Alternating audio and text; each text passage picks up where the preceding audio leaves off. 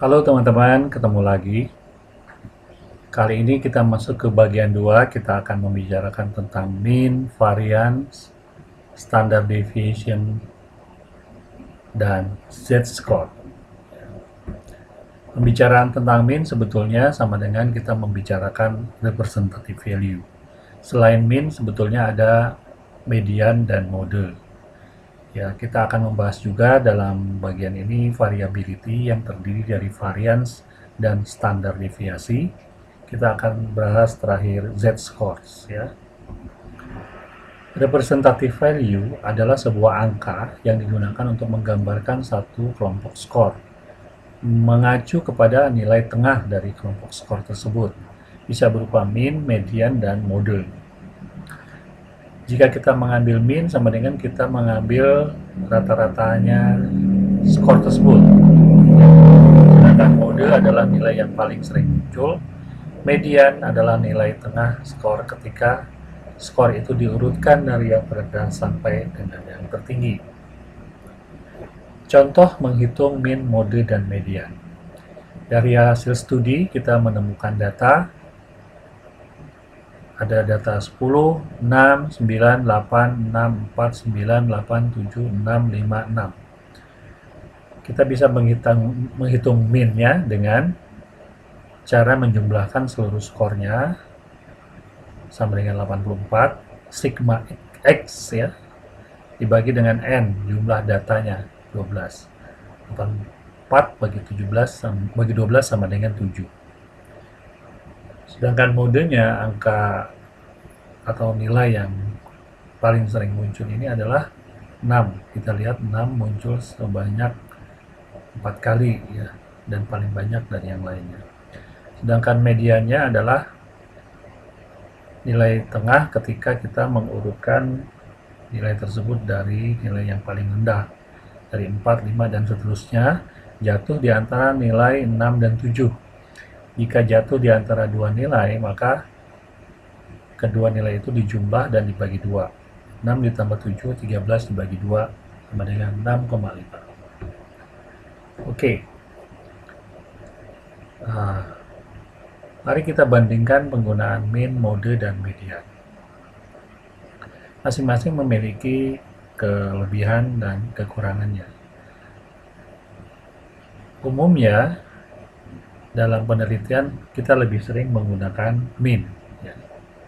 Walaupun mean sebetulnya memiliki kelemahan ketika sebuah data itu terjadi nilai yang sangat ekstrim, sehingga nilai ekstrim tersebut mengganggu nilai rata-ratanya.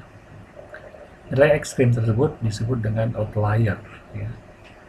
Nah, ketika data tersebut ada nilai ekstrimnya, maka pada saat itu sebetulnya penggunaan median atau modus jauh lebih representatif ketimbang mean. Ya. Selanjutnya tentang variability. Variability adalah seberapa banyak tingkat simpangan skor dalam distribusinya. Ada distribusi dengan mean atau dengan rata-rata yang sama, tapi bisa memiliki simpangan yang sangat berbeda dari nilai rata-ratanya. Sebaliknya, ada distribusi yang memiliki nilai mean yang berbeda, tapi mungkin memiliki jumlah simpangan yang kurang lebih sama dengan mean-nya. Jadi simpangannya tidak jauh berbeda. Nah, variability ini ada dua penjelasan yang kita harus pahami. Yang pertama adalah variance, yang kedua adalah standar deviasi. Variance adalah ukuran seberapa besar simpangan sejumlah skor diambil dengan mengkuadratkan selisih dari nilai rata-rata. Cara menghitung variance adalah dengan menghitung selisih setiap skor dari nilai rata-ratanya, kemudian dipangkatkan 2 dari masing-masing selisih tersebut. Nah, hasil pangkat tersebut kita jumlahkan. Nah, hasil penjumlahannya kita bagi dengan jumlah data atau jumlah skornya. Maka ketemulah nilai variance.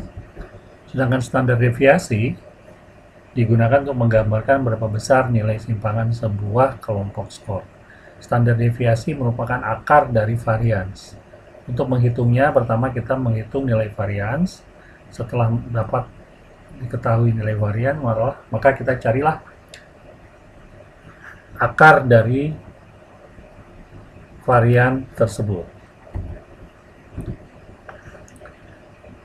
Kemudian, untuk lebih jelasnya kita lihat formulanya. Formula varians itu adalah sama dengan standar deviasi kuadrat, ya, sama dengan sigma atau hasil penjumlahan seluruh skor yang telah dikurangi min kemudian dikuadratkan, jumlahkan seluruhnya dibagi dengan jumlah datanya n. Standar deviasi adalah akar dari standar deviasi kuadrat. Contoh menghitung.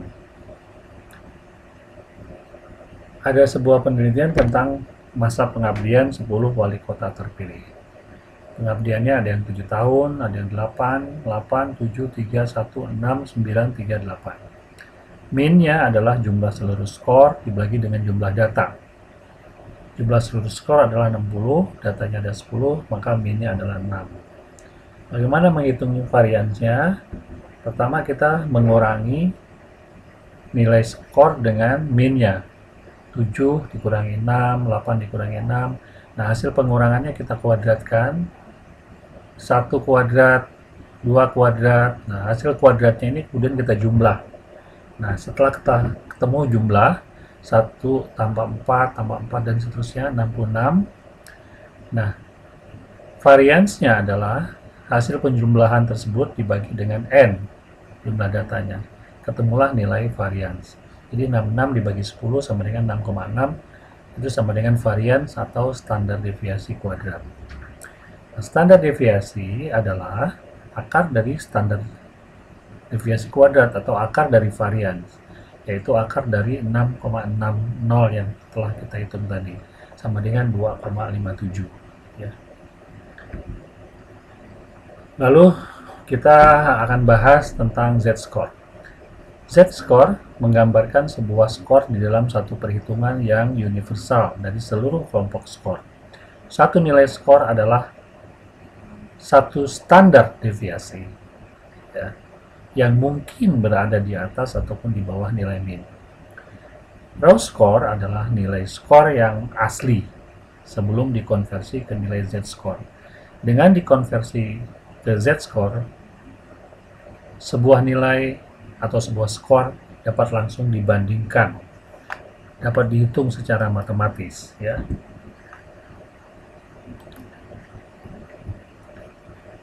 Jadi formula untuk merubah atau rumus untuk merubah raw score ke z-score adalah dengan cara mengurangi dengan rata-ratanya dibagi dengan standar deviasi. Sedangkan rumus untuk merubah sebuah nilai z-score ke nilai raw score adalah nilai z-score-nya dikalikan standar deviasi ditambah dengan rata-rata. Contoh, Anto berbicara kepada pelajar lainnya sebanyak 8 kali dalam 1 jam.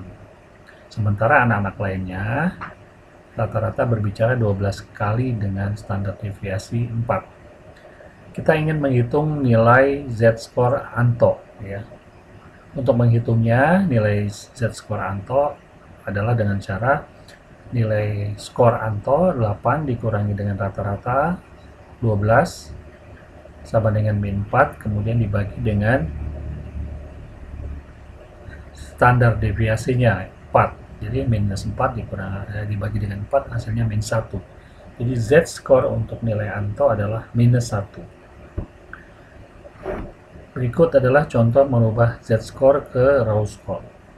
Seorang pelajar lain memiliki z-score 1,5 dalam berbicara dengan pelajar lainnya dalam 1 jam.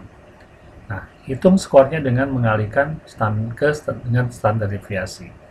Jadi 1,5 dikali dengan 4 hasilnya 6. Kemudian 6 ini ditambahkan dengan nilai rata-rata 12. Hasilnya adalah 18. Jadi nilai raw score dari Z-score 1,5 adalah 18 ya. Demikian, sampai jumpa dalam video lanjutannya, mudah-mudahan bermanfaat.